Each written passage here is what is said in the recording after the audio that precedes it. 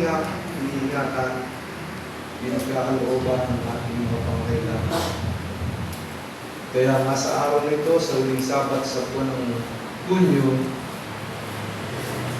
tulad niya ng nakasaad sa bahagi ng ating mispa, ngayon po ay ating pulong pagsamba, kalaki po ng pagtanggap ng banal na hapunan. Tulungan na tayo ng banal na Espiritu na ang ating paksang pag-aaralan ay lubusan nating maunawaan upang magkagayon makita sa lahat ng paraan ng ating mga pamumuhay ang mga katanging binabanggit. Na ang ating pong paksa ay bahagi ng pangwakas na tagubilin at pagbati ni Apostol Pablo sa mga mananampalataya sa Thessalonica.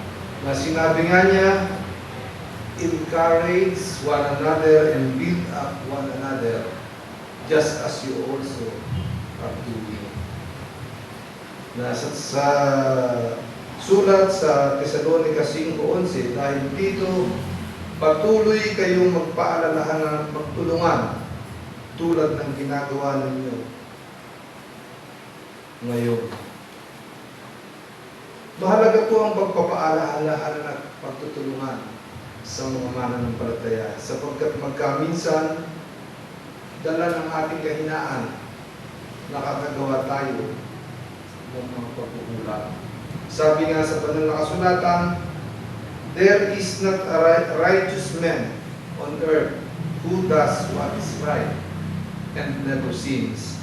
Walang taong nabuhay sa daigdig na gumagawa ng mabuti at hindi nagkakasala. Na sa panahon na narilis ng landas ng sinuman, ayon po sa patotoo sa Galatia 6:1 gantos, mga kapatid, kung may makagawa ng kasalanan, kayong pinapatnubayan ng Espiritu ang magtuwid sa Kanya.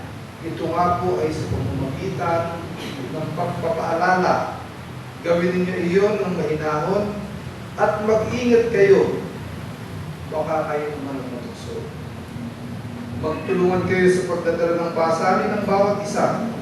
Sa gayong paraan ay matutuwa ninyo ang utos ni Kristo.